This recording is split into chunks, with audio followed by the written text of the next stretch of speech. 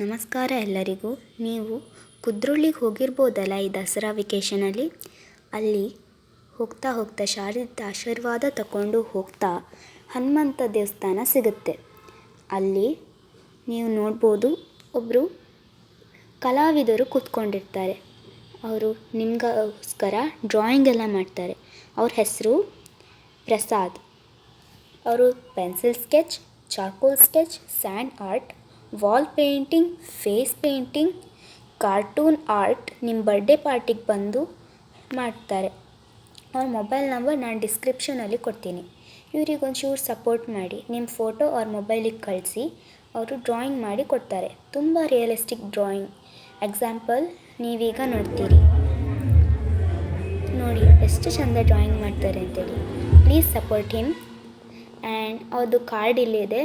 ಎಲ್ಲ ತಗೊಂಡು ನೀವು ಅವರಿಗೊಂದು ಸಣ್ಣ ಪುಟ್ಟ ಹೆಲ್ಪ್ ಮಾಡಿ. Thank you.